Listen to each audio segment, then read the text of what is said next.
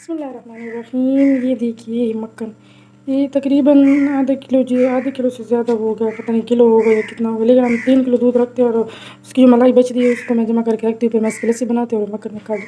तो आज हम इसका देसी घी बनाएंगे।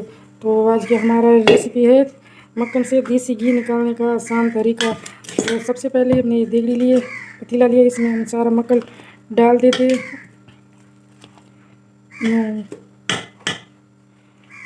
सब थोड़ा पस्त में हो जाए मुरन कुछ जोड़ो कुछ चिन्ना बड़ी बासु दादा मशे गवाल मिक्स कुछ दाना मुरन कुछ जोड़ा दादा मुरा वाल दीक्षिता बाचाऊ ब्याह में मुरा तना रच चीज उसका तरवे पे बना बस वजी जी।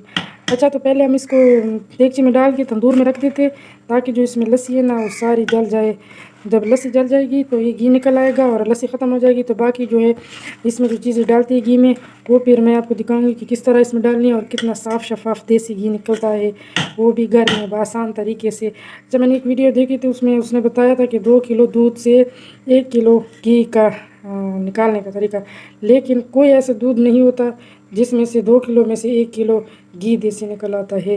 ये हम रोज़ाना 3 किलो दूध लेते हैं। अगर मैं 6 किलो कट्टा भी काट के उसका घी निकालूँ तो भी किलो घी का नहीं निकलेगा, क्योंकि ऐसा कुछ होता ही नहीं है। ये सब मैं चाय में, लस्सी में, हर चीज़ में इस्तेमाल करने के बाद जो मलाई बचती है उसका मैं 2-3 दिन रख देती हूँ फ्रिज में।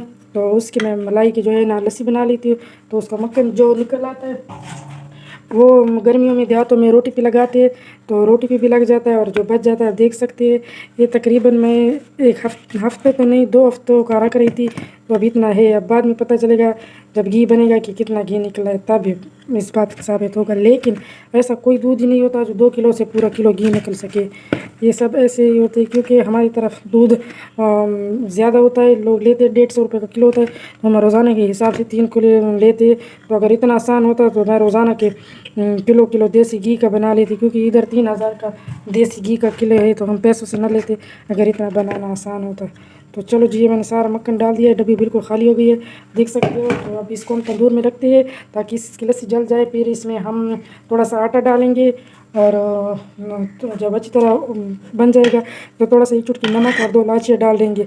उसके बाद हम घी सारा निकाल देंगे और जो आटा बच जाएगा तो उसका हम पंजीरी बनाएंगे। इसकी बहुत ही ज़बरदस्त मज़ेदार मक्खन वाली आटे की पंजीरी बनती है जो इतनी ज़बरदस्त होती है, जो आप खाएंगे इंशाल्लाह तो आपको मज़ा आ जाएगा। शक्कर और उस आटे की हम पंजीरी फिर बनाएंगे, वो भी फिर मैं आपको दिखाऊंगी।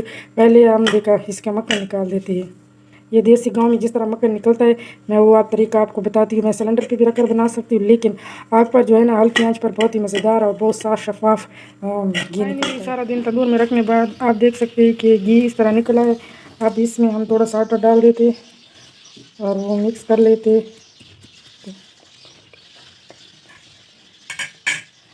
तो आटे को मिक्स कर लेते अच्छी तरह